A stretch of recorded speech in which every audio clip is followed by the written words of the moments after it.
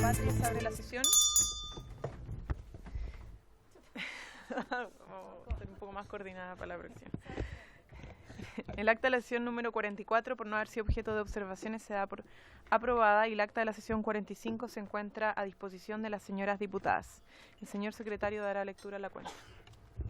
Señora Presidenta, se han recibido los siguientes documentos. En primer lugar, un oficio del Secretario General de la Cámara de Diputados en que informa que la Sala acordó la remisión a esta comisión del proyecto de ley que modifica el Código Sanitario y la ley número 20.670, que crea el sistema Elige Vivir Sano con el objeto de promover y proteger el libre ejercicio de la lactancia materna correspondiente al boletín número 10.725-11, una vez que sea despachado por la Comisión de Salud donde se encuentra actualmente radicado. En segundo lugar, un correo electrónico del Instituto Nacional de Derechos Humanos, en el cual remiten el reporte generado a partir de los datos que el INDH ha podido constatar a través de la observación directa de sus funcionarios y funcionarias desde el jueves 17 de octubre a la fecha de emisión del presente documento. Especialmente se indica la situación de mujeres y niñas en el contexto de las manifestaciones. En tercer lugar, un oficio del Ministerio de Desarrollo Social, por el cual informa sobre la ejecución al tercer trimestre del año 2019 de la partida Subsecretaría de la Niñez. En cuarto lugar, un oficio del Ministerio de Vivienda y Urbanismo, en el cual remite informe al tercer trimestre de este año sobre permisos de lactancia y permiso parental. En quinto lugar, un oficio de la Contraloría General de la República, en el que remite informe sobre la naturaleza de la relación contractual que existe entre los municipios, el Ministerio de la Mujer y Equidad de Género y las trabajadoras que suscriben convenios con las entidades edilicias para prestar servicios de los centros de la mujer. Y en sexto lugar, por último, un informe del Centro Regional de Derechos Humanos y Justicia de Género Humanas sobre implementación de la ley número 21.030 sobre aborto en tres causales, denominado Revisión de las cifras sobre casos reportados por el Ministerio de Salud actualizadas al 30 de junio de 2019. Eso es todo, Presidente. Muchas gracias, secretario. Se ofrece la palabra sobre la cuenta. Sobre la cuenta. ¿Puntos varios? ¿No? ¿Una diputada quiere hacer uso de la palabra? Bien. Bueno, entonces vamos a pasar a la orden del día. La sesión de hoy tiene por objeto recibir al ministro de Salud, señor Jaime Mañalich, para que proporcione la información solicitada a través del oficio número 152, que le ha sido remitido con fecha 25 de septiembre del 2019 y efectúe una evaluación de la aplicación de la ley 21.030 que regula la despenalización de la interrupción voluntaria del embarazo en tres causales. Para estos efectos se ha invitado a Guillermo Galán Chapa, presidente de la Corporación Miles, en su representación. Asiste la señora Nashla Aburman, vicepresidenta, y la señora Macarena Gallo. Y también a doña Gloria Mayra Vargas, vocera de la Mesa Acción Aborto, y también doña Camila Maturana de Humanas, que hemos tenido aquí presente en varias oportunidades. Un poco para contextualizar, ministro, le damos la bienvenida a esta comisión, a la Comisión de Mujeres y Equidad de Género. Esta comisión ha recibido en su oportunidad a las organizaciones que mencioné anteriormente, quienes han estado trabajando junto a otras organizaciones de la sociedad civil en poder hacer un monitoreo social en distintos centros de salud para evaluar la implementación de la ley de aborto en tres causales, y han estado además recibiendo muchas denuncias, como también parlamentarias de esta comisión, respecto a los distintos problemas y barreras de entradas que enfrentarían mujeres y niñas para poder interrumpir su embarazo bajo las causales que estipula la ley 21.030. Y por lo mismo, y ante la ausencia o las no respuestas de oficios de fiscalización que se han enviado, hemos decidido poder convocarlo, ministro, directamente para que pueda dar cuenta ante esta comisión respecto a las acciones, los recursos que ha destinado el Ministerio de Salud para informar, capacitar, cómo abordar la objeción de conciencia institucional y, por cierto, también fiscalizar la implementación de la ley de aborto en tres causales. Así que, ministro, le vamos a dar la palabra para que pueda hacer su exposición. Luego habrá una ronda de preguntas, no solamente por parte de las parlamentarias, sino que entiendo también de las organizaciones que tienen además casos ejemplares que presentar a la comisión. Ministro. Muy buenas tardes, diputadas, honorables parlamentarios, parlamentarias. Como ha dado cuenta por su intermedio el señor secretario de la Comisión, recientemente hemos hecho entrega o hemos enviado el informe correspondiente al 30 de septiembre de la actividad, digamos, de materialización de la ley de aborto en 3 causales, objetores de conciencia y todo lo que se solicita para vuestra consideración.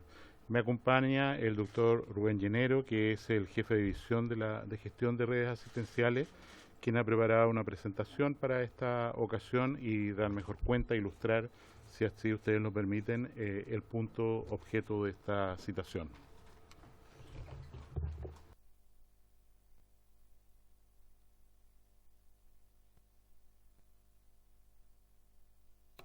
Muy bien, por su intermedio, Presidenta, y por encargo del señor Ministro de Salud, vengo aquí a presentar ante ustedes cómo ha sido la implementación de esta ley de interrupción del embarazo o ley IVE, particularmente en 3 aspectos generales, que son lo que es y se fue a cualquier parte, en lo que es Bueno, espera.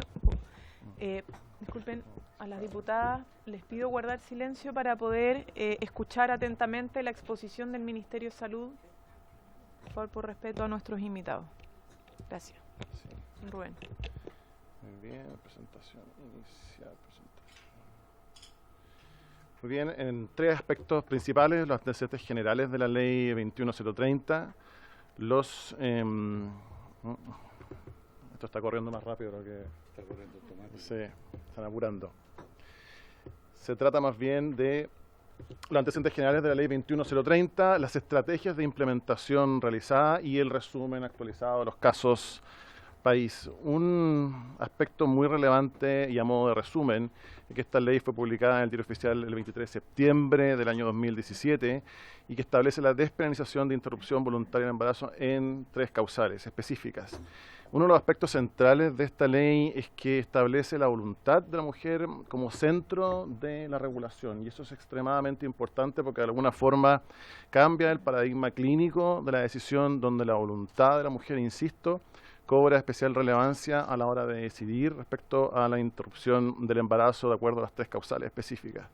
Por otro lado, también reconoce explícitamente que la violencia sexual afecta diferenciadamente a las mujeres menores de edad, donde ampara el respeto de la autonomía progresiva y el interés superior de las niñas adolescentes. Y esto es particularmente importante respecto a los menores de 14 años y 14 y 18 años, como establece la ley, particularmente en las 3 causales. A modo de recordatorio, causal 1, la mujer se encuentra en riesgo vital, de modo que la interrupción del embarazo evita un peligro para su vida de forma inminente y no inminente, y ese detalle no es menor.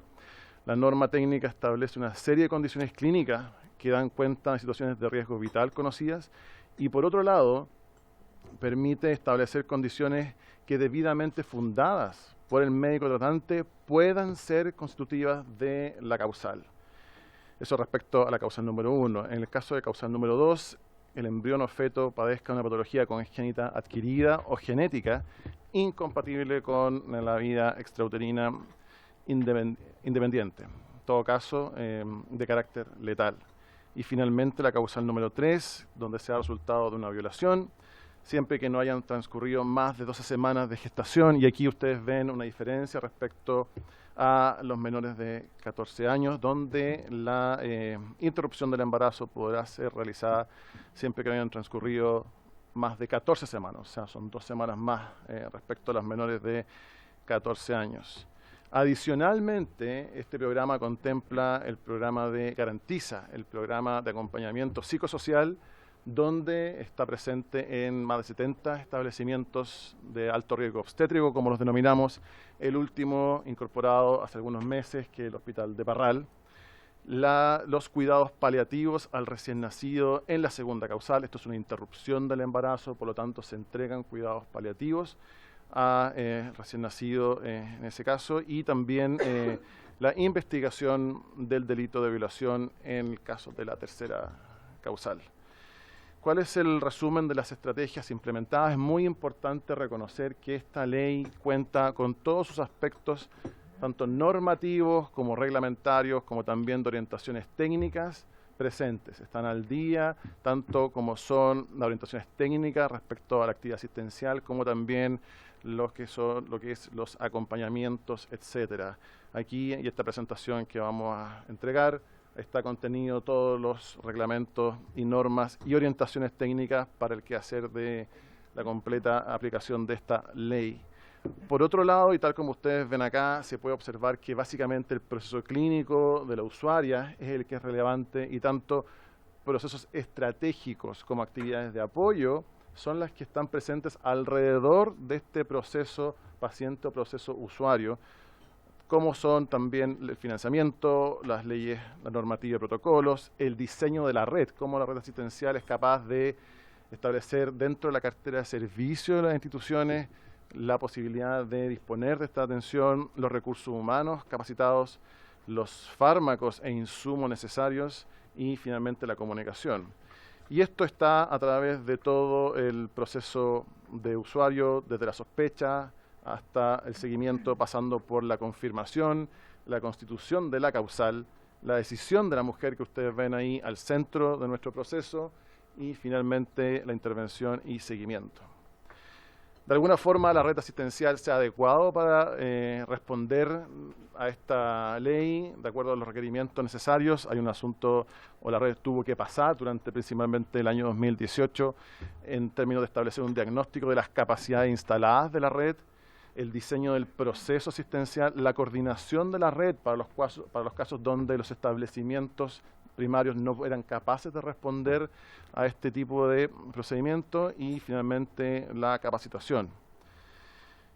Actualmente, como decía anteriormente, contamos con 70 unidades de alto riesgo obstétrico distribuidos dentro de todo el país y donde los aspectos normativos son, la bajada ocurre desde las Ceremis y en forma paralela son los servicios de salud los responsables de otorgar adecuadamente la prestación conforme a lo que establece la ley. Es un modelo de atención que es particular para esta condición, donde la mujer está al centro alrededor de todos los objetivos específicos de esta atención, como son el acceso, continuidad, integralidad, trato de excelencia, etc. Esto también cuenta, por otro lado, con un respaldo a nivel financiero y es FONASA el que ha generado las codificaciones respectivas para que de alguna forma la red asistencial cuente con respaldo financiero y de término de transferencia para efectuar estas prestaciones o procedimientos tanto en atención institucional, modalidad institucional, como también en modalidad de libre elección. ¿Qué otras estrategias de implementación se han realizado? Se ha provisto de cargos a estos 70 unidades de alto riesgo obstétrico de la red pública, donde hay detalle que efectivamente el último hospital incorporado es Parral en el año 2019, donde particularmente en cada uno de estos centros contamos con 22 horas de trabajador social o trabajador social, 22 horas psicóloga, psicólogo y 11 horas de psiquiatría en ley médica. Esto ha sido, quizás, si puedo comentar, uno de los aspectos más complejos es las horas de psiquiatra, no por la disponibilidad de horas, sino conseguir los recursos humanos, los especialistas, debido al déficit de psiquiatría en general de la red pública. Por otro lado, se han fortalecido los recursos humanos por medio de cursos de género y salud, 3 versiones. Estábamos próximos a hacer la 4ª versión del curso de género durante este fin de año. El curso modelo de atención IBE, 3 causales, van 2 versiones.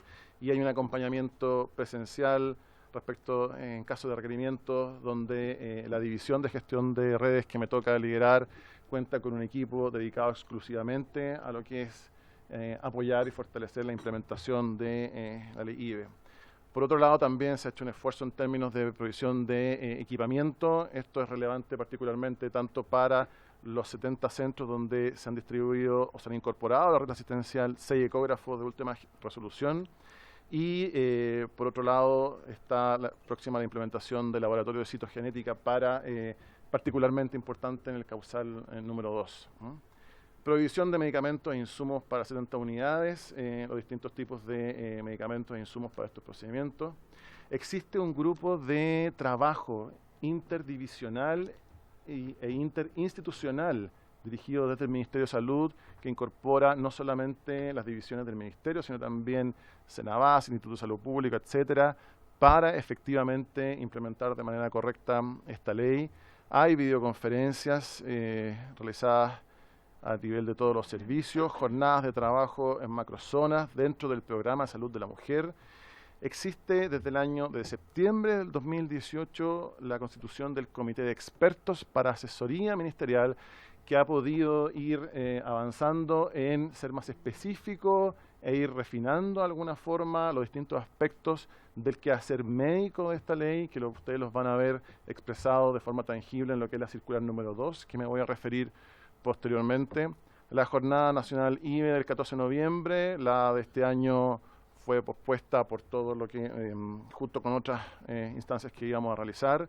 Se ha distribuido material impreso de información tanto a CESFAM como hospitales y también Ceremis, informando a la ciudadanía respecto al derecho que significa esta ley, actividades en terreno diversas y también lo que significa el website, la página web del Ministerio, que contiene, además del reporte de la información, diversas fuentes de información. Me refería anteriormente a la circular número 2 del año 2019, que respecto a la causal número 1 fue específica o avanzó en ser más específico respecto a las condiciones clínicas de la causal número 1 en relación a ciertas patologías obstétricas. ¿Por qué esto es importante? Porque ustedes van a ver o han observado en los datos que efectivamente hubo un cambio en el peso relativo de la causal 1 versus la causal 2. Anteriormente causal 1 era la causal que tenía mayor número de procedimientos, sin embargo, después de esta circular es la causal 2 la que en términos relativos adquiere mayor peso, y esto es porque esta comisión avanzó en poder identificar que en la red asistencial se estaban reportando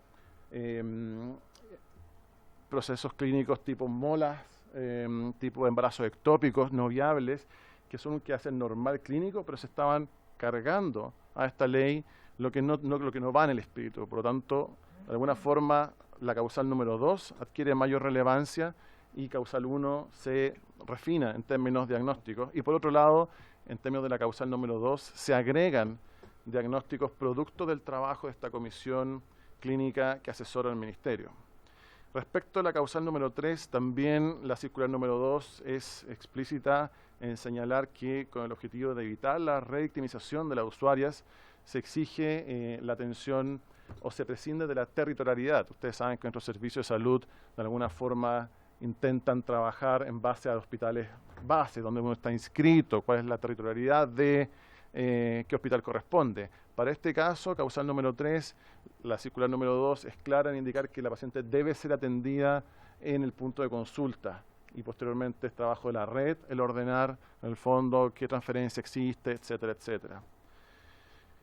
Por otro lado, se instaló, es importante recordar que esta ley comenzó con formularios en papel y posteriormente avanzó a lo que tenemos el día de hoy, que es este formulario web de registro de la ley 21030, que nos permite tener un registro mucho más acabado.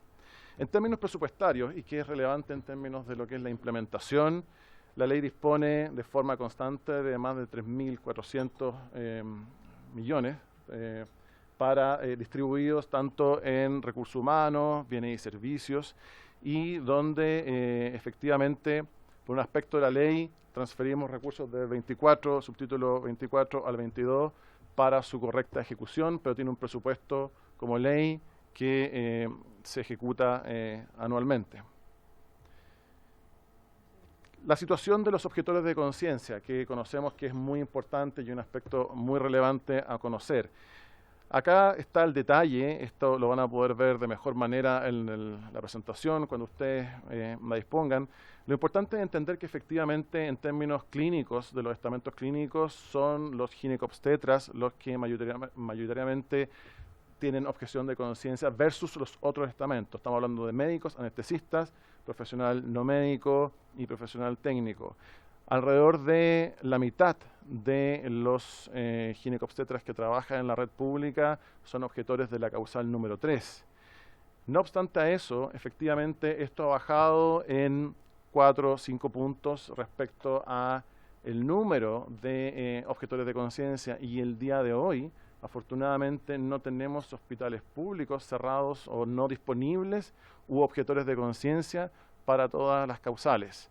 En el caso de objetores de conciencia o centros asistenciales públicos que no cuentan o son objetores, o todos sus clínicos son objetores para la causal número 3, ese es un trabajo nuestro como red asistencial de asegurar que la paciente disponga y sea derivada al centro asistencial más cercano disponible. Y es lo mismo que nos ocurre con todo tipo de patologías donde los hospitales son especialistas y generan redes de atención donde la división y la gestión del equipo clínico y de los servicios de salud tiene por obligación ser capaz de responder a la entrega de esta prestación.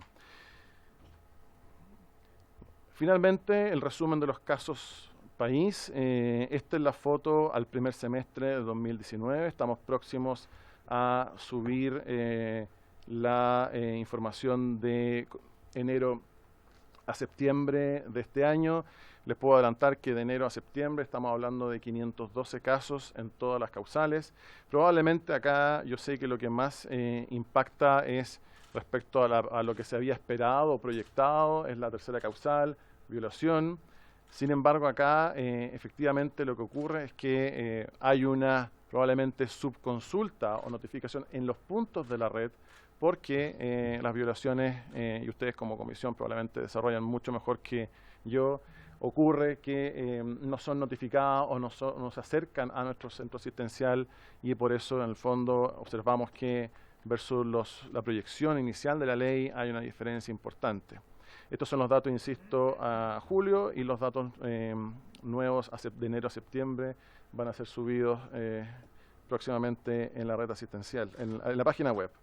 ¿Cómo se distribuyen estos casos? Como adelantaba anteriormente, es la causal 2 la que se lleva el mayor peso relativo. Esto fue después del cambio de esta comisión que sacó estos diagnósticos que correspondían o se cargaban a la causal número 1, pero eran procesos clínicos.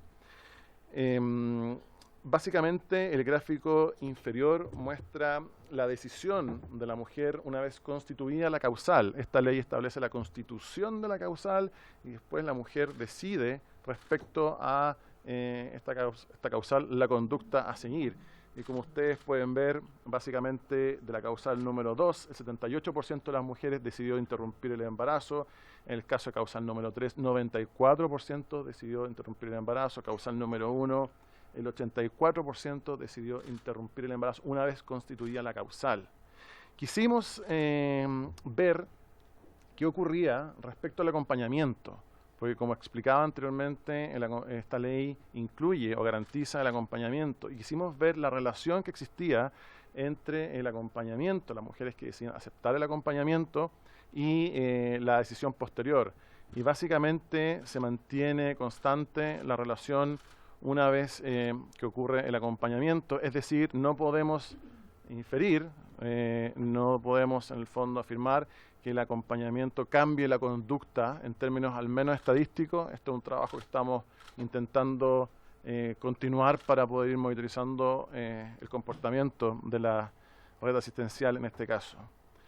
Finalmente, otra pregunta que nos hicimos es en qué edad gestacional ocurría la interrupción del embarazo predominantemente, y como ustedes pueden observar ahí, el 54% de las interrupciones del embarazo en el contexto de la ley IBE ocurren anteriores a las 22 semanas, que es muy compatible con los diagnósticos de causal 2 y causal 3, pese a no ser mayoritario. Es causal 2 la que, en términos de diagnóstico prenatal, se lleva esta mayor proporción. Y eso, Presidenta. Muchas gracias por la exposición, ministro. ¿Nada que agregar? Tal vez vale la pena agregar que lo siguiente. Nosotros tenemos un área de muy difícil aproximación o conocimiento, que es cuántas interrupciones voluntarias del embarazo ocurren a través de mecanismos farmacológicos que no consultan en un hospital por complicaciones derivadas de esta interrupción del embarazo. Quiero recordar que una interrupción farmacológica del embarazo antes de las 9 semanas de gestación es muy raro que produzca una condición que lleve a la mujer a un evento hospitalario por un sangramiento masivo, por una infección o por restos uterinos que tienen que legrarse, rasparse, ¿no?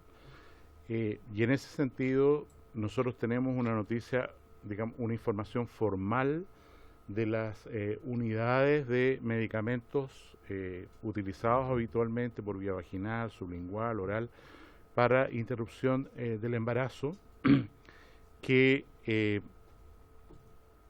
diciéndolo claramente, nos es muy difícil indexar con objetividad así el consumo, la venta por internet o en las farmacias ha sido en realidad utilizado para interrupción del embarazo o no.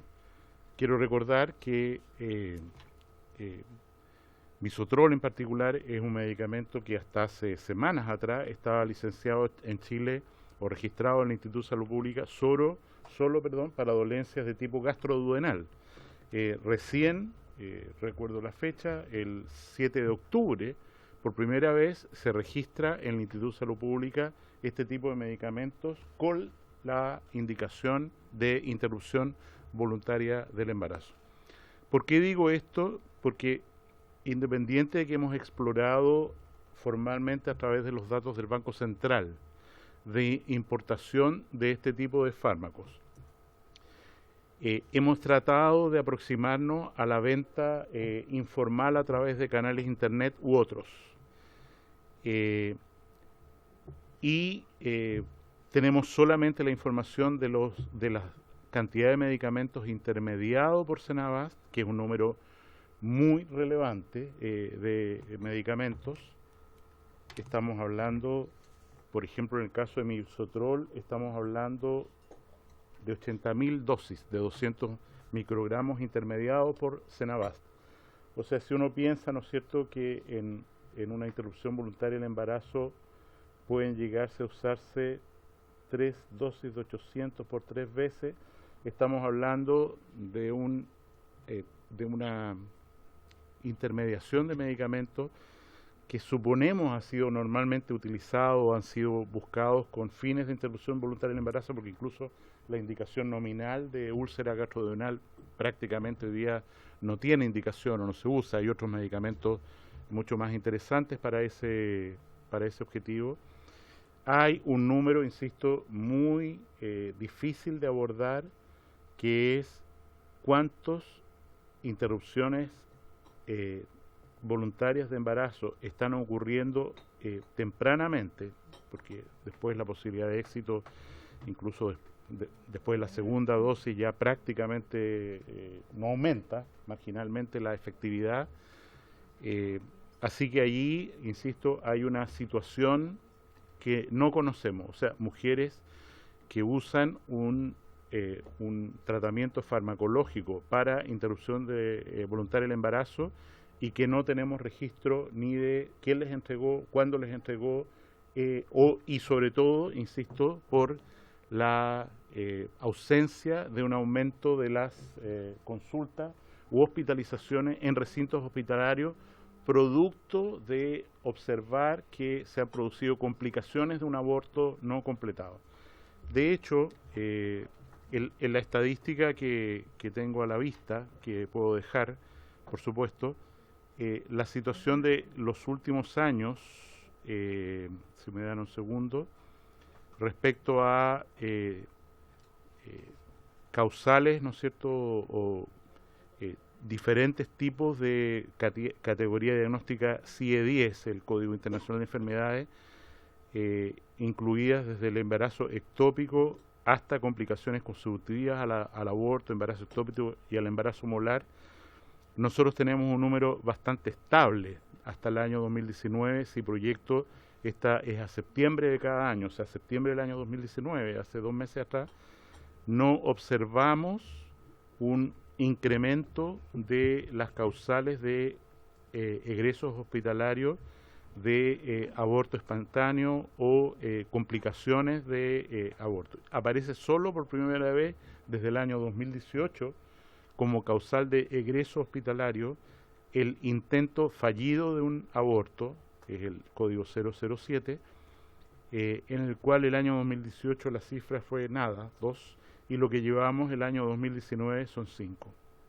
De manera tal que quiero poner en la mesa de esta honorable comisión algo que es bastante obvio, pero que creo que vale la pena tener en cuenta, y es que sobre todo en la medida en que existe un diagnóstico precoz de embarazo, la posibilidad de que se estén usando en forma muy importante este tipo de medicamentos que producen interrupción voluntaria del embarazo, pero que no tenemos registro, es un área gris o un área que no conocemos, que es bastante relevante y, insisto, es probable que, a menos que encontremos una manera de tener estos registros, esa cifra oscura probablemente más bien aumente que disminuya, porque, insisto, en los embarazos precoces, toda la normativa está hecha más bien pensando en una técnica quirúrgica de interrupción de embarazo, aspiración o lo que fuera, y esto queda ahí en una zona bastante incierta. Por otra parte, creo que es muy relevante tener en cuenta respecto a estas cifras que ha mencionado Rubén recién, que el alcance del programa, de los programas de control de fertilidad en Chile es extraordinariamente elevado, probablemente el más elevado en América Latina, y eso significa, en realidad, sobre todo desde que se dispuso de implantes subcutáneos y se hicieron el uso de este instrumento masivamente en adolescentes, efectivamente la tasa de embarazos no deseados y por lo tanto la población susceptible de querer recurrir a los artículos de esta ley o la interrupción voluntaria del embarazo probablemente va a atender o ha atendido más bien a la disminución que al aumento, insisto, porque lo único que ocurre cada año es que el alcance de nuestra política de control de natalidad es más amplio. Quiero hacer esas precisiones porque hay datos que es posible tener encima de la mesa y hay datos que no hemos encontrado una manera todavía, y tal vez el contar con el registro de esta indicación de estos medicamentos ahora ayude, ¿no es cierto?, a una información más transparente. Eso, Presidenta. Para apreciar, ministro, usted está queriendo señalar que si es que hay un acceso bajo lo proyectado de interrupción del embarazo bajo las 3 causales, podría deberse a que se utilizan métodos anticonceptivos o que se accede a misotrol por parte del... Para entender bien lo que está tratando, que quizás no es posible precisar, pero ¿cuál es el punto de la exposición anterior? El punto, a lo mejor no lo expliqué bien, Perdón es el por siguiente. precisar, ministro. Nosotros estamos hablando de derechos de la mujer, ¿no es cierto?, a interrupción voluntaria del embarazo. Y los registros que tenemos, los datos que tenemos, están muy bien enmarcados en el marco de la legislación vigente y de estas 3 causales. Esta legislación, en mi opinión, está pensada, está hecha esencialmente en consideración de métodos quirúrgicos para interrupción voluntaria del embarazo. Y por lo tanto hay un universo que yo creo que solo crece por las cifras que estoy hablando de importación formal o informal de este tipo de medicamentos, de interrupción voluntaria del embarazo, en el marco de las 3 causales o no, que no nos es posible conocer en este momento. Entonces, lo que digo es, no es correcto asumir que la totalidad de las cifras de interrupción voluntaria del embarazo que nosotros tenemos registradas son en realidad todas las cifras de lo que está ocurriendo en nuestro país. Okay. Eso cabría en la causa de violación. Pero no, ya, vamos a abrir las rondas de aborto libre, o sea, que la persona diga yo quiero interrumpir y tengo medicamentos para hacerlo. Pero la ley tiene que ver con... Lógico, pero eso siempre ha sido así. Diputada Carvajal. Solo una precisión que me parece importante señalarla. O sea, no creo que los que estamos acá, en base a los datos que conocemos y que ustedes nos han explicado, tenemos que tener la suficiente responsabilidad para no prejuzgar intenciones.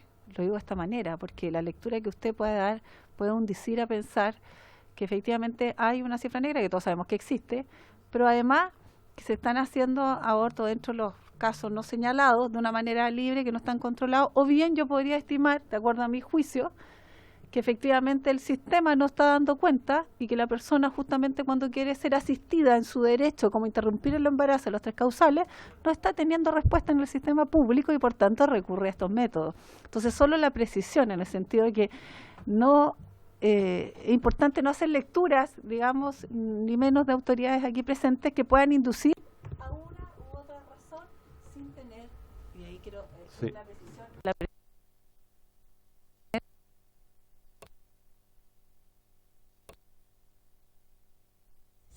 Voy a pedirle, vamos a partir la ronda de preguntas porque tenemos poco tiempo y al final la respuesta, ministro. En realidad, lo que trato de enfatizar no es ningún argumento ni causal ni causal. Lo que quiero decir es que la cifra de interrupciones voluntarias del embarazo en el marco de esta ley podría estar subdocumentada y podría estar severamente subdocumentada porque, insisto, cada vez hay maneras, por estas causales o por lo que fuera, para optar por la interrupción voluntaria del embarazo y tenemos datos, información. Pero centrémonos en las causales. Centrémonos en las causales, pero vamos, Loreto, espera un poco. Lo que pasa es que tenemos poco tiempo, el ministro, y hay preguntas que hacer. Entonces, si no, se nos va a acabar el tiempo. Diputada Fernández. Muchas gracias, presidenta. Saludar al ministro. Disculpe, no conozco, no escuché su nombre, pero también lo saludo, Rubén. No va a saludar solo al ministro, pero yo tengo consulta a propósito, bueno, de la exposición y también decir que antes tuvimos, y decirlo en esta comisión, organizaciones feministas que han estado detrás haciendo el estudio de la implementación de la ley, algo que yo creo que es muy importante, y donde nos expusieron varias falencias que a mí me gustaría conversar y yo quiero tal vez centrarme en un punto que tiene que ver con la información. La información que se le hace llegar a las mujeres en los centros de salud, en todos los centros de salud públicos, que creo que es importante a propósito de cómo la ley, cómo llegar a la ley, cuál es el procedimiento. Yo no sé cómo lo está haciendo el Ministerio de Salud, cómo lo está haciendo incluso los consultorios respecto a aquello. Yo creo que es importante, porque no solo es que existe una ley, sino también, y se implemente, sino cómo se le informa especialmente, y en el caso de la tercera causa, obviamente, que incluye a niñas y jóvenes, creo que es importante. Y ahí, y si permite, junto a la pregunta que le hago al ministro por su intermedio, yo creo que, porque este es un tema fundamental, no solo que existe una ley, sino que todas las mujeres puedan acceder, y con la información clara. Y en eso me gustaría saber qué hace el Ministerio de Salud, eso es lo concreto. Y para terminar, hay una carta que me hace llegar para que le haga llegar a la comisión y ojalá al ministro de una ONG, Efecto Mariposa, que ellos trabajan mucho a propósito de un buen trato, sobre todo en salud mental. Y ellos dicen, en el caso de objeción de conciencia, sobre todo, ellos han visto muy malos tratos a mujeres, no solo cuando solicitan la pastilla el día después en los servicios públicos, sino también cuando hacen consultas de la ley.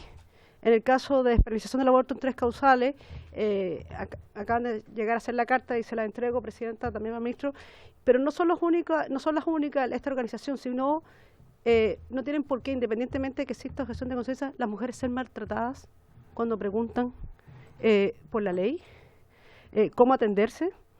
Y creo que eso es un tema que se tiene que abordar. Es decir, no puede ser que una mujer sufra tratos vejatorios por consultar por la ley, porque quieren ser pacientes o porque tienen consultas, y por tanto eso no puede ocurrir independientemente en ningún servicio de salud público.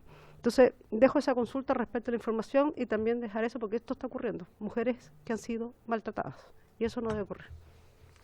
Gracias, presidenta. Gracias, diputada Fernández.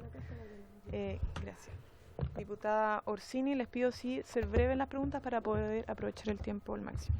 Sí, presidenta, gracias. Saludar por su intermedio al ministro y a las organizaciones que nos acompañan el día de hoy. Y quisiera preguntarle, ministro, por la obligación que establece la ley sobre las capacitaciones. Quisiera preguntarle en qué consisten las capacitaciones del Ministerio en el marco de esta ley. ¿Son presenciales esas capacitaciones? ¿sobre qué temas se capacita? Por ejemplo, me importaría mucho saber si se está capacitando en procedimiento, objeción de conciencia, acompañamiento, en las 3 causales, en derechos humanos, ¿se está capacitando, ministro? También quisiese saber a qué profesionales se capacita. Solamente a los médicos, también a los que auxilian en el procedimiento, a otros tipos de profesionales de la salud. ¿A quiénes se les entrega esta capacitación? Segundo, ¿cuál es el presupuesto que está destinado a estas capacitaciones? Luego, ¿existe un monitoreo luego de las capacitaciones para ver cómo se están aplicando estos conocimientos después en el día a día? ¿O solo se capacita y después no hay un seguimiento de la aplicación de estos conocimientos a posteriori? Y por último, preguntar si se evalúa de alguna manera esta capacitación. ¿Hay alguna retroalimentación entre las personas que reciben la capacitación y el ministerio? Gracias, diputada Orsini. Diputada Hoffman. Diputada, nada más quería preguntar. Diputada Carvajal. Gracias, presidenta. La La verdad, en relación a la pregunta, a la precisión anterior, era señalar al ministro que queda absolutamente claro que siempre hay una cifra, digamos, que no es posible pesquisar. Y dado los antecedentes que conocemos en todas las áreas, siempre hay que decir del femicidio, que decir hoy día del aborto en 3 causales. Entonces creo que eso está sumamente claro y no era ese el punto que yo quería generar, sino era básicamente no darle alguna connotación distinta a la que podamos fundamentar, y creo que eso es de toda lógica hacerlo en esta instancia. Respecto a las preguntas y respecto a la presentación que ha hecho el señor asesor, en relación a las cifras que usted señaló, yo no sé si hay alguna evaluación o nos podrían comentar cuáles son las principales presentaciones que hay o denuncias, digamos, de las usuarias mujeres que pudiéramos tener registro a nivel nacional. Muchas veces los derechos de los pacientes, la gente los ve, ¿cierto?, ahí instalados, pero o no los conocemos, o básicamente también la institucionalidad hoy día vigente tiene mucho que hacer en aquello y a veces no se hace por falta de recursos, por falta de voluntad, llamémosle como querámosle, perdón, pero en la práctica la gente no conoce sus derechos. Uno que visita hospitales, yo tengo 23 comunas y le puedo decir derechamente que hay mucha falta de información de la cual no son conocedores y que muchas veces tampoco los propios funcionarios lo hacen o las tergiversan, cuando no hay justamente lo que decían las colegas, formación o capacitación, o no hay interés de hacerlo, porque los recursos, cuando uno ve a las cuentas públicas, la verdad que llama la atención que cuando hay capacitaciones como el ítem capacitación, pero respecto, por ejemplo, a la diferenciación en políticas públicas con legislación actualizada, no tenemos el dato. Y cuando uno pregunta, nos dice, le contestaremos por escrito. La verdad que no se exponen tampoco al conocimiento público. Y creo que eso, a mí como mujer, y en lo personal, como la única mujer diputada de Ñuble, creo que lo he preguntado muchas veces y la verdad que no nos toca, eso no nos da la información.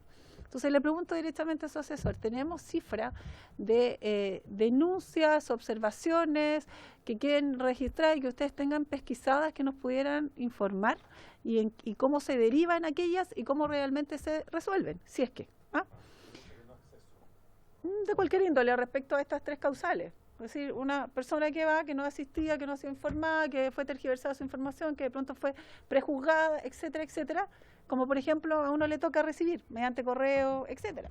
No sé, pregunto, y si tienen alguna instancia en esa materia que nos puedan señalar si es que hay. Resultaría muy complejo y difícil de entender que en el proceso digamos, de puesta en marcha de la ley no tengamos ninguna queja, sería como bien complejo. Entonces quisiera saber en eso qué tienen ustedes de información.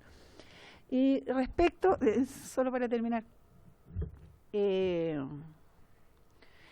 usted hablaba de la dificultad que tienen los médicos para poder asistir cuando son objetores de conciencia, que sabemos lamentablemente en la mayoría, y nos dicen que la forma de resolver aquello es que las mujeres sean trasladadas a los lugares donde no hay médicos objetores de conciencia, se puede hacer la prestación. Me preocupa, y siempre me ha preocupado aquello, cómo se resuelve cuando hay mujeres donde están muy distanciadas de los lugares donde pueden encontrar. La alternativa que ustedes manejan frente a esos casos, más allá de poder llevar a la usuaria al lugar donde encontramos el médico no objetores, ¿no sería mejor o no tienen contemplado tener una suerte de médicos que sean ellos los trasladados a los lugares donde están hoy día o donde existe la necesidad, más que sea la usuaria en su condición, en su estado, con todo perdónenme, la dificultad que significa mover una paciente además en esta situación? Mi pregunta es si pueden tomar eso como alternativa y si nos pueden contestar alguna otra fórmula que ustedes han pensado, si es que lo han pensado. Eso, gracias. Gracias, diputada. Diputada Yomans. Gracias, presidenta. Bueno, saludar también al ministro, a su asesor. Me gustaría saber respecto a la situación de la objeción de conciencia, puesto que se nos ha hecho saber que el formulario que algunas veces se facilita no tiene tampoco solicitud de justificación. Por lo tanto, yo diría, también hay una duda si finalmente termina siendo una promoción de la objeción de conciencia más que, en el fondo, un formulario simplemente para poder objetar. Esa es mi primera duda. ¿Cuál es el formulario? Si existe algo más reglado, si se solicita o no la justificación para poder saber eso bien. Y lo otro que quería mencionar es que la red chilena de profesionales por el derecho a decidir nos ha señalado que les ha llegado casos respecto a profesionales de la salud que han sido hostigadas, acosadas para no aplicar en el fondo este derecho garantizado en la ley, sino que más bien para aplicar la objeción. Entonces, me gustaría saber cuáles son los mecanismos que tiene el Ministerio para prevenir estas situaciones y cómo se hacen cargo en el fondo de este tipo de hostigamiento. Eso, presidenta, gracias. Gracias, diputada Yomans. Sí, yo quisiera, partir de una duda respecto a las estadísticas, porque según el DEIS tenemos una proyección estadística de cuántos egresos tenemos que podrían caber dentro de las 3 causales. Y se ha proyectado que son 16.510 casos para las 2 primeras. Yo sé que esto es una cifra que probablemente es mayor a la que incluso en el informe de cuando se presentó el proyecto, ¿cierto?, se señalaba que podrían haber al año, que eran alrededor de 2.000 y algo, 2.500. Pero estamos teniendo para las 3 causales alrededor de 900 casos. Entonces, ¿por qué esa diferencia tan grande respecto a las proyecciones estadísticas del Ministerio de Salud, las que respaldaron, ¿cierto?, el proyecto de ley, que era quizá un poco más ajustada a la realidad, pero resulta que la realidad está haciendo que la atención para las 3 causales sean muy por debajo a las proyecciones para solo las 2 primeras. Entonces, ahí hay algo que obviamente cabe duda, ¿cierto?, de que si realmente la ley en su implementación está siendo lo suficientemente rigurosa para permitir a las mujeres acceder a esto. Y acceder en las 3 causales, estamos hablando simplemente de las 3 causales. Y ahí paso a la pregunta, ¿qué tiene que ver con cuántas personas profesionales, cierto, personal y particularmente ginecólogos, no objetores de conciencia, bajo ninguna causal, tenemos disponible en el sistema de salud? Lo primero que tenemos que saber. Luego, las capacitaciones y los protocolos, porque una cosa es que la causal de violación, por ejemplo, tengamos un personal capacitado y la información esté disponible en un hospital, a que esté en el APS, en el sistema de atención primaria, en un consultorio, porque la situación de violencia sexual no es una cuestión fácil, o sea, se puede abordar mucho más fácilmente en los niveles más básicos, ¿cierto?, los de prevención, atención primaria. Pero además, o sea, si no hay un programa focalizado para atender la particularidad, ¿cierto?, de los casos de violación, causal de violación, principalmente en menores, en el APS difícilmente vamos a poder abrir paso a que aquellas niñas, mujeres puedan acceder a la 3ª causal e interrumpir su embarazo. Lo otro es qué pasa con las capacitaciones a aquellos profesionales que no están en el círculo, o sea, que están fuera de los que están del alto riesgo, ¿cierto?, que son aquellos especialistas que hacen, por ejemplo, diagnósticos, que retrasan los diagnósticos para poder llegar a la 1ª o 2ª causal. Entonces, que han desfasado en la semana. Lo mismo con las niñas, mujeres que tienen causal de violación. Entonces, es a quiénes se está capacitando, desde qué nivel, cuál es el tipo de capacitación, porque si no podemos llegar con capacitaciones que están muy acotadas, que no involucran a todos los actores del sistema y que además dependen finalmente, o sea, no saben cuáles son sus obligaciones o a veces suponen cuáles son sus obligaciones, pero por falta de voluntad, por razones ideológicas, por razones religiosas, no contribuyen a que finalmente las mujeres puedan acceder a esta prestación de salud. Entonces, mi pregunta tiene que ver con eso, ¿por qué la cifra? Y cualitativamente, porcentualmente también, o sea, los recursos que se están destinando en capacitación, en qué área están abordando, en todo el sistema o solamente muy acotadas, y cualitativamente cómo están siendo esas capacitaciones. Yo quisiera, para terminar, porque me lo habían solicitado y me acordado también, poder escuchar rápidamente, sí, les pido a las invitadas a las preguntas precisas a propósito de las capacitaciones, si es que le había dado la palabra y no... por los casos que son ejemplificadores de de los problemas que tenemos. Entonces, para que se siente mientras la diputada Hoffman hace la pregunta. Sí, Nashla y Camila y...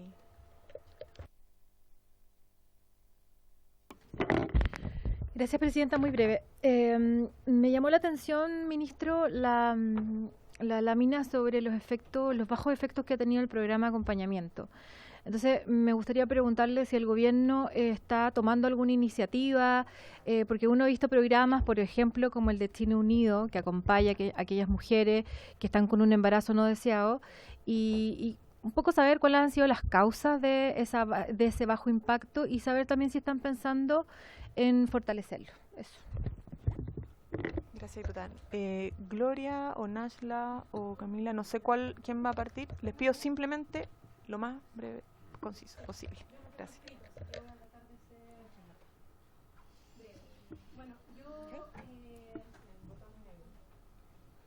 Perdón, ahí sí. Ya, gracias.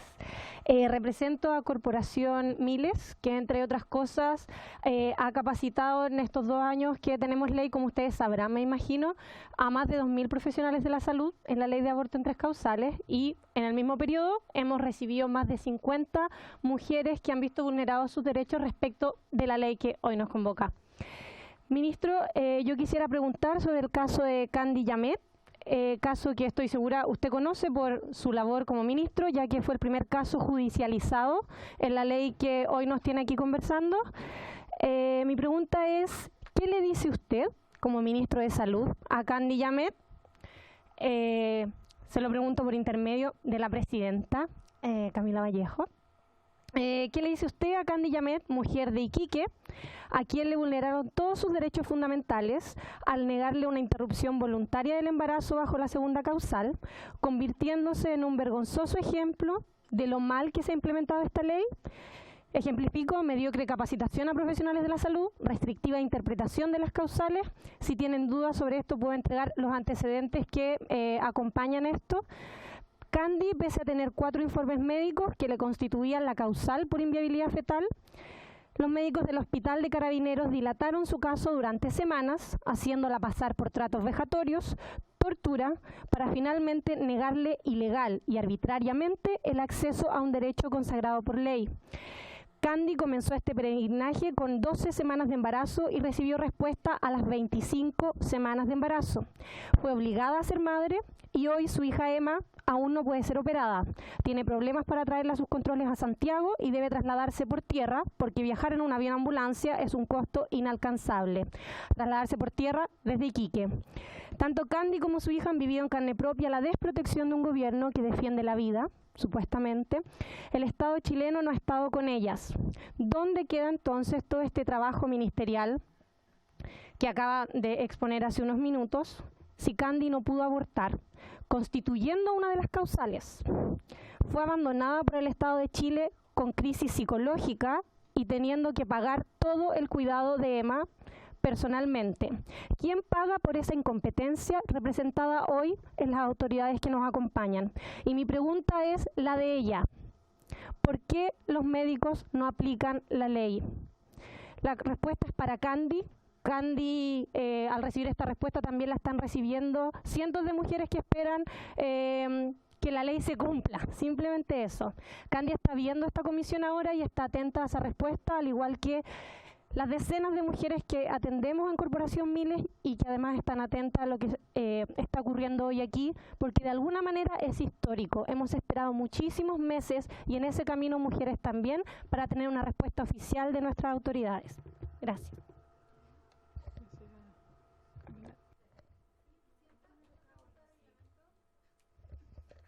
Tiene...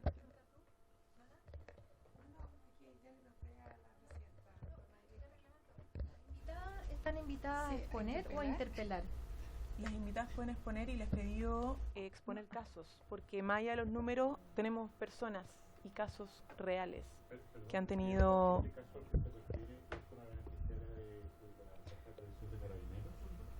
Sí. Doña Camila Maturana. Camila Maturana. ¿Puedo contestar, Presidenta, o cómo? Creo que después... Sí, terminemos. Muy buenas tardes. Saludar al ministro y a su asesor. Soy Camila Maturana Questen, abogada de Corporación Humana. Agradecer a la señora presidenta de la comisión la posibilidad de hacer una pequeña intervención.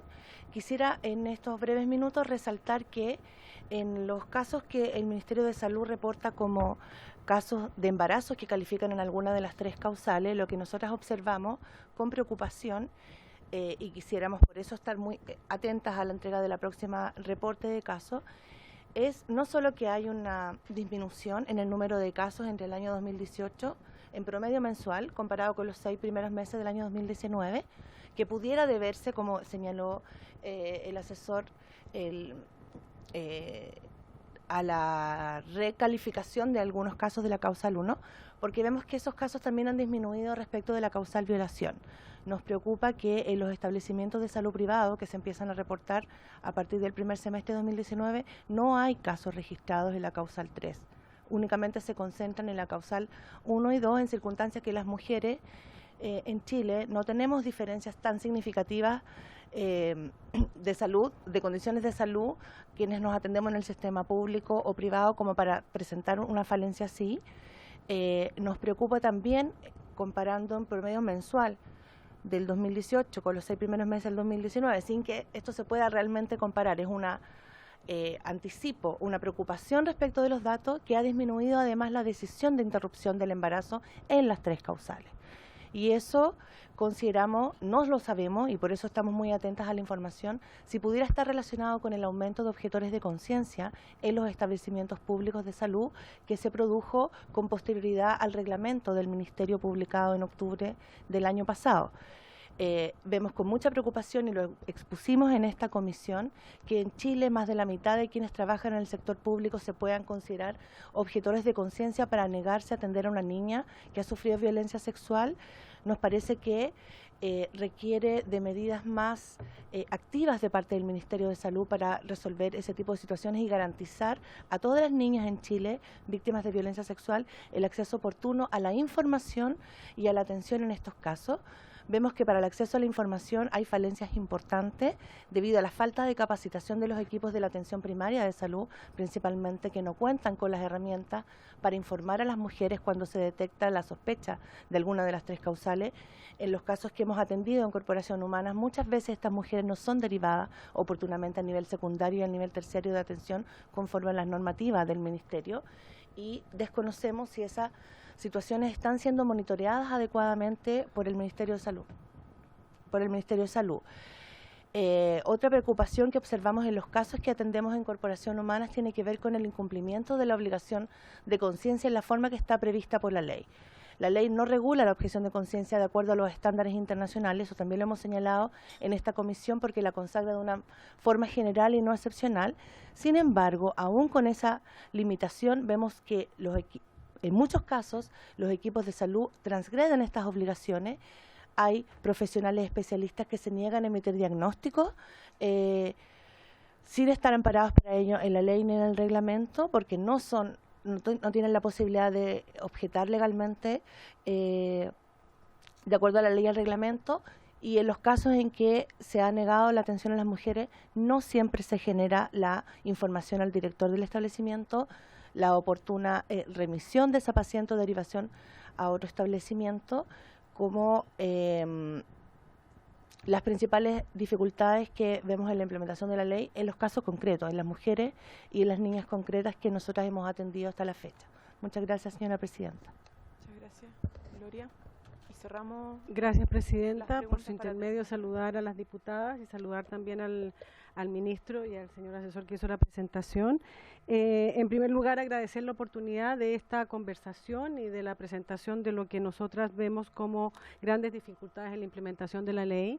La Mesa de Acción por el Aborto en Chile es un espacio de articulación que agrupa más de 15 organizaciones de feministas, de derechos humanos y de salud del país.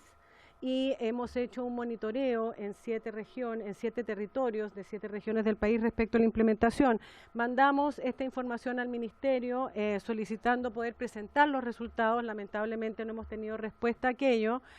Sin embargo, por su intermedio, Presidenta, yo quiero entregar el informe con todos los resultados para efectos de poder ver los grandes problemas que se ven en estos 7 territorios que imaginamos no tuvimos tan mala suerte de escoger justo lo que las cosas no estaban funcionando como bien. A lo que mis colegas han señalado, quiero agregar un problema, una preocupación particular en materia de violencia sexual y específicamente cuando estamos hablando de una visión interseccional. Pongo el ejemplo para graficar mejor la preocupación. En el caso de Aysén, una de las regiones del país con más altos índices de violencia sexual contra niños, niñas y adolescentes, hay un solo caso de violencia, de embarazo por violencia sexual muy reciente, y donde incluso las dificultades en la atención hicieron que esa niña, que es menor de 14 años, en un principio dijera que quería terminar con la gestación. Finalmente, después de un tiempo en que se le volvió a contactar, señaló que no quería y finalmente está cursando un embarazo de alto riesgo, por supuesto, porque tiene menos de 14 años.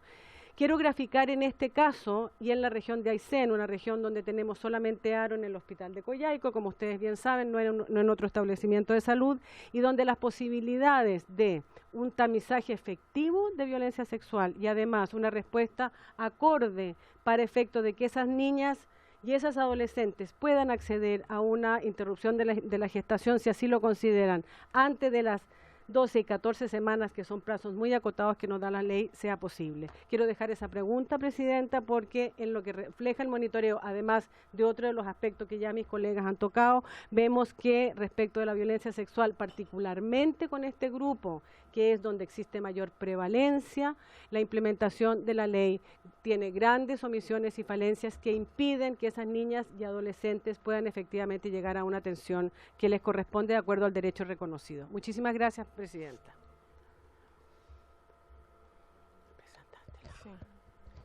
Sí. Bien, yo solamente, por si alguien se sintió ofendido, ofendida, la idea era tener una conversación porque las organizaciones de la sociedad civil han estado hace mucho tiempo planteando este tema con muchas preguntas, con mucha inquietud a propósito de lo que han monitoreado, y era la posibilidad de que pudieran hacer las preguntas aquí en la comisión de manera formal. Ministro, tiene la palabra para poder responder ante las preguntas. Sí, yo don Rubén. Voy a intentar responder a sus preguntas. En caso que se me pierda alguna, por favor me lo recuerdan. En mi caso me toca estar a cargo de todo lo que es la gestión de las redes asistenciales del país. Esa es mi posición y a partir de ella lo que intentamos es otorgar todas las prestaciones de salud que corresponden, tanto desde neuroquirúrgicas, cardiológicas, como también en el fondo lo que constituye esta ley. Eso es. Y sobre ese plano, del plano de gestión clínica, me instalo para hacer el punto que retomo lo que dije inicialmente. Esta ley es un cambio de paradigma. Esta ley, de alguna forma, y siempre en el aspecto clínico, no ideológico, que también es, por supuesto que es parte, pero sin embargo, el punto de vista clínico, esta ley lo que hace es cambiar el paradigma respecto a la decisión desde el estamento médico hasta, en el fondo, la usuaria. Y eso es evidente que es un cambio que toma tiempo y un cambio que se desarrolla a través de la implementación de esta ley, de las capacitaciones, a través de un cambio que significa la forma que entendemos este derecho consagrado en la ley. Eso es importante recalcar a la hora de entender probablemente por qué existen, en el fondo, y como ustedes bien relatan y ustedes también me entregan para poder revisar con el equipo a cargo de la implementación, donde se están produciendo problemas en términos del acceso a estas prestaciones. Lo importante es que efectivamente el día de hoy tenemos más de 1.300 profesionales capacitados para esto. Probablemente donde más debemos concentrarnos en este nuevo periodo, llamémosle así, es en la atención primaria. Efectivamente el foco se ha puesto particularmente en los hospitales, en estos centros de atención alto riesgo obstétrico, los 70 centros que son los resolutivos, pero el acceso, como ustedes bien describen, se produce principalmente a nivel primario. De hecho, respecto a nivel de las objeciones, esto no se ve, pero fíjense que básicamente de los médicos obstetras, que son aproximadamente 1.214 distribuidos en toda la red asistencial pública, aproximadamente el 55% es objetor de conciencia para la causal 3, el 22% para causal 1, 30% causal 2, etcétera, y ahí va disminuyendo en relación a anestesistas, profesionales no médicos, paramédicos. En este momento, en las redes asistenciales, tenemos como instituciones objetoras de conciencia para todas las causales el hospital y la clínica de la Universidad Católica, Los Andes, Corporación Adventista, Parroquial San Bernardo, Hospital de Panguipulli, y solo para la tercera causal la clínica Indisa. En este momento, en las redes asistenciales, para todas las causales hospitales públicos, para las 3, no tenemos centros. Para la causal número 3, efectivamente, como lo escribe ahí, existe.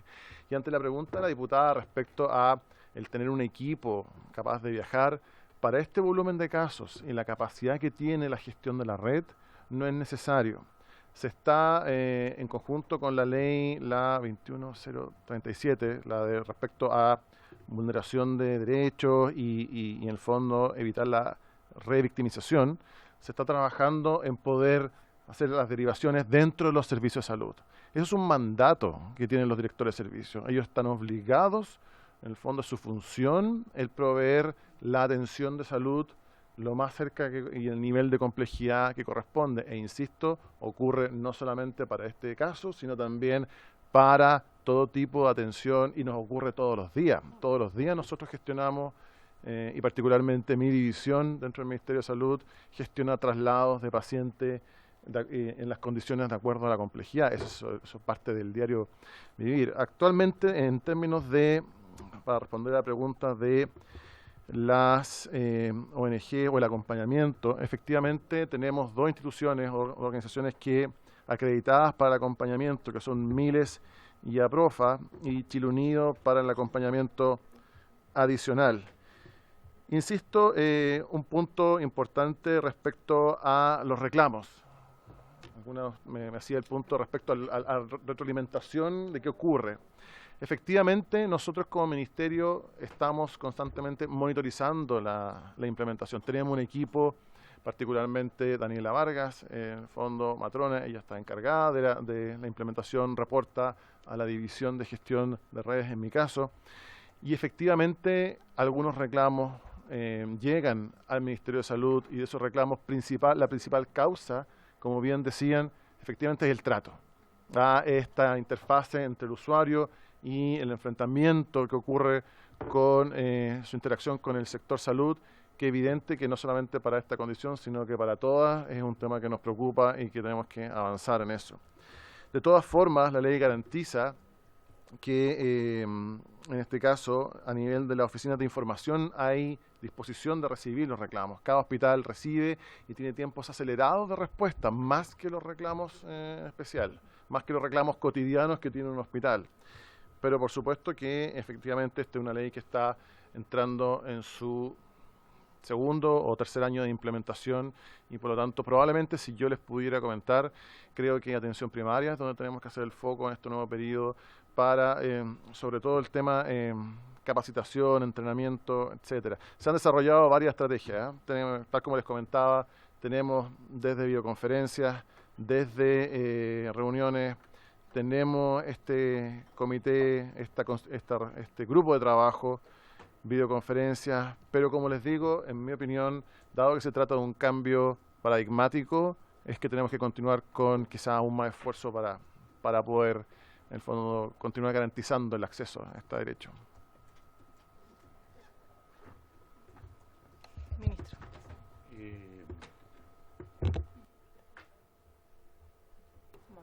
Solo para complementar,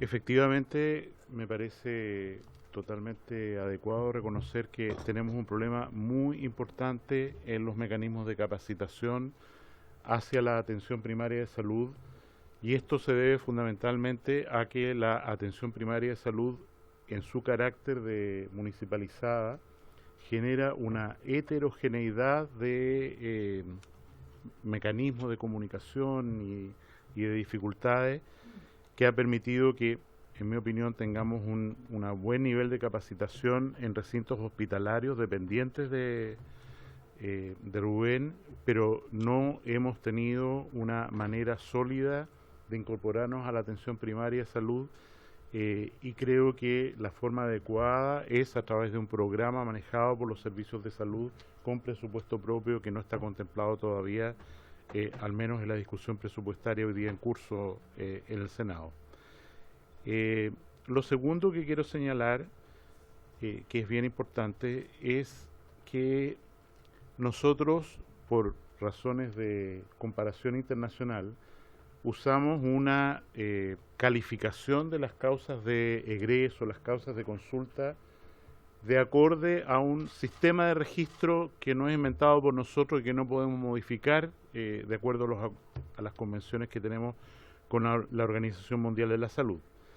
De manera tal que cuando en un recinto cualquiera se califica cualquiera de las causales de aborto, en la forma en que se califican, por ejemplo, cuando se dice otro aborto, o cuando se dice aborto espontáneo, o cuando se dice un aborto producto de otros productos anormales de la concepción, no sabemos efectivamente y tenemos que hacer un esfuerzo post hoc para tratar de aclarar cuál de estas cosas registrada en un computador y en una estadística, insisto, de relevancia internacional y también nacional, corresponde a una de las tres causales que están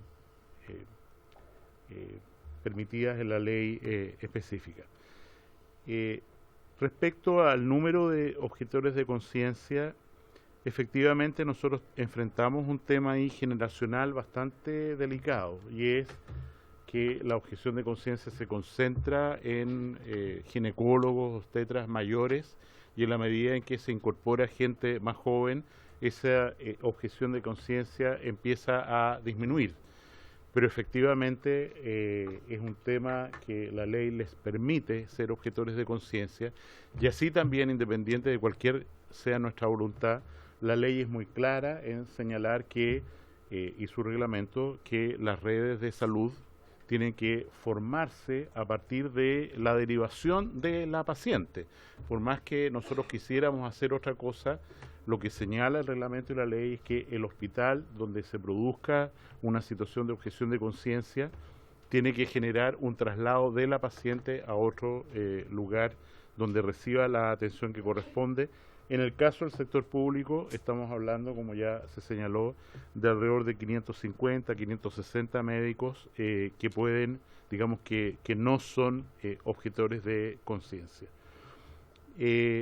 Lo último que quiero señalar es que efectivamente la queja del trato usuario, y hay una ley de trato usuario y hay bonos vinculados al trato usuario, es la causa más importante de reclamo de todos los usuarios de salud. Eso no es específico para la aplicación de esta ley en particular.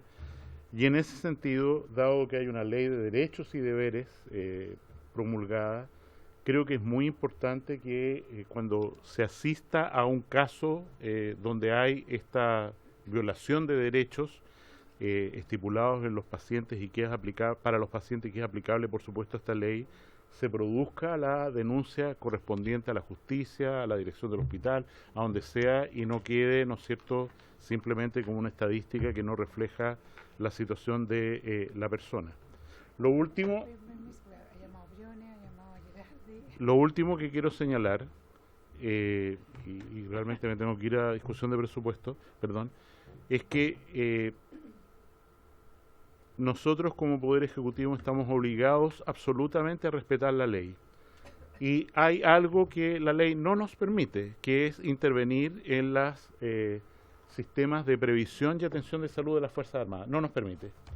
Yo he hecho esfuerzos desde el primer ministerio a que, por ejemplo, las Fuerzas Armadas tengan los oficiales, personas en retiro, soldados, en fin, tengan acceso al auge.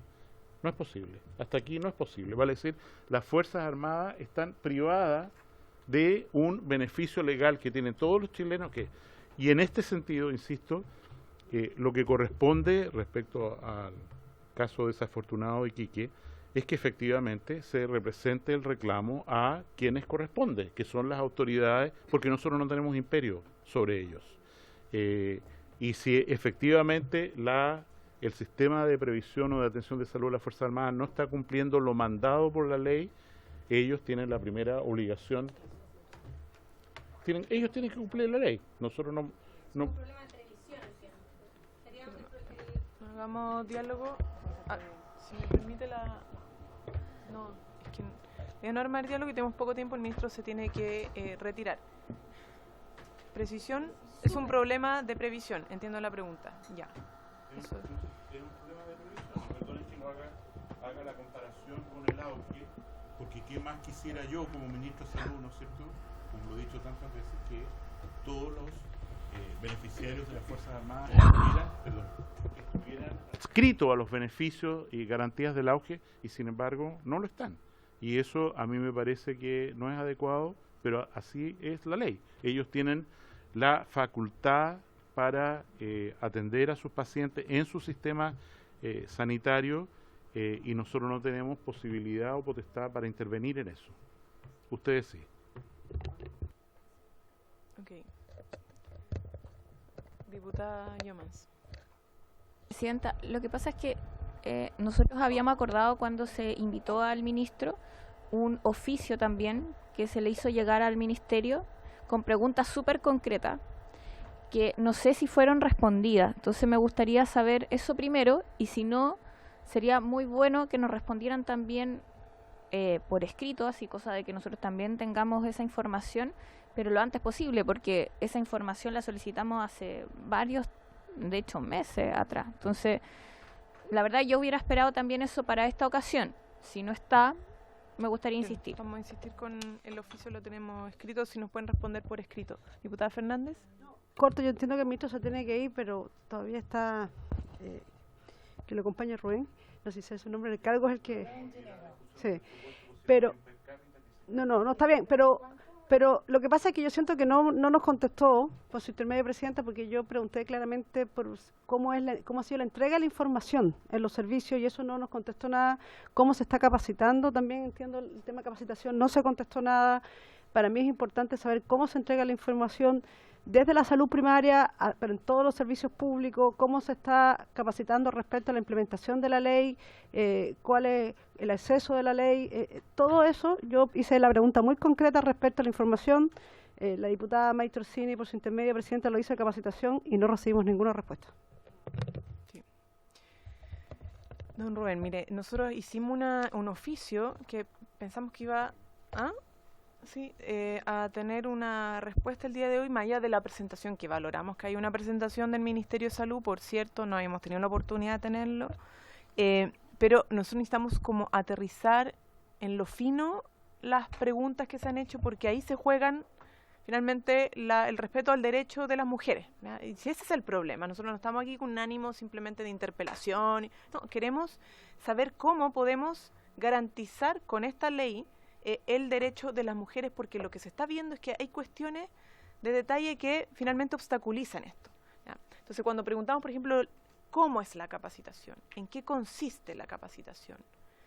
¿Se está capacitando en materia de derechos humanos o no al personal? ¿A qué personal? ¿En qué nivel? ¿Hasta dónde se llega con la capacitación? ¿Cuál es el porcentaje de cobertura? Porque pueden haber capacitaciones, pueden haber 1000 capacitaciones, pero resulta que esto no está siendo suficiente porque lo que se necesita son 100.000 capacitaciones. Y pueden haber incluso 100.000 capacitaciones, pero no son suficientes porque las capacitaciones no son claras respecto, por ejemplo, a la objeción de conciencia, o no son claras respecto a el trato que tienen que tener hacia las mujeres, en fin. Entonces, ese tipo de cosas para nosotros es muy, muy relevante, muy importante. Lo de cómo captar tempranamente la situación de las niñas, por ejemplo, mujeres que han sufrido de violaciones.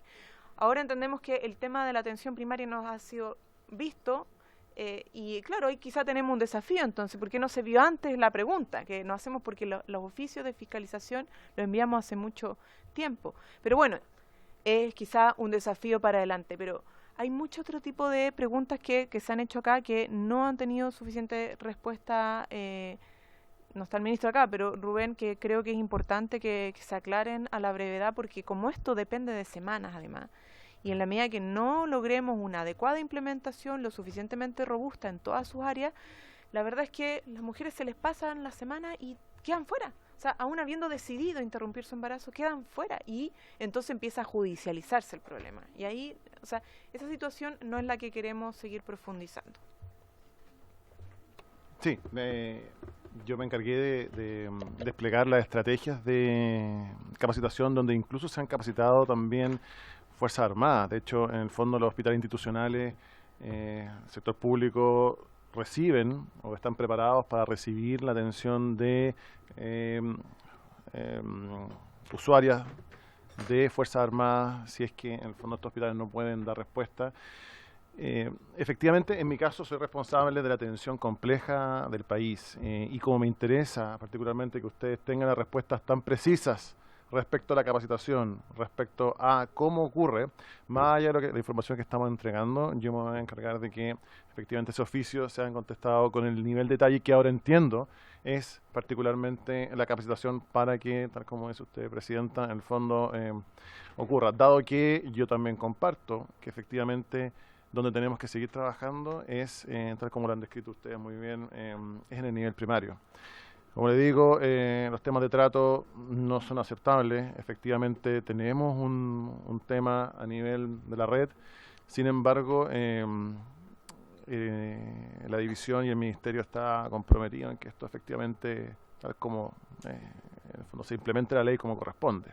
Y de hecho es por eso que tanto los instancias de capacitación, de comités, de perfeccionamiento de médicos, no solamente, probablemente el mayor porcentaje de capacitados siguen siendo los médicos, y ahí también tenemos que seguir avanzando en otros estamentos. ¿Por qué? Porque es el personal no médico probablemente el que primero recibe a la usuaria afectada y es eventualmente sujeto de maltrato o de alguna condición, como los estigmas, como ustedes decían. Por lo tanto, es probable que ahí el Plan 2020 esté enfocado. Pero yo me encargo de que ese oficio sea contestado con el nivel de profundidad en la capacitación que ustedes requieren. Muchas gracias, don Rubén. Esperamos lo antes posible que nos pueda hacer llegar esa respuesta, porque es lo que hemos estado esperando hace mucho. Si hay buena disposición y un trabajo serio y responsable de parte de usted, va a ser muy bienvenido, porque de verdad que si no, la incertidumbre va a empeorar la situación. Yo se lo digo, porque llegan denuncias de las organizaciones, de las mismas mujeres, y cuando no hay respuesta clara, el malestar crece y se agudiza. Entonces yo, sinceramente, Rubén, le agradezco la disposición y no solo el malestar, sino que las judicializaciones de los casos. Entonces necesitamos una buena implementación y para eso necesitamos una buena respuesta inicial del Ministerio. Bien, muchas gracias a todas las presentes, a las organizaciones, don Rubén, a las diputadas por asistir, por haberse cumplido el objeto de la sesión. Se da por finalizada.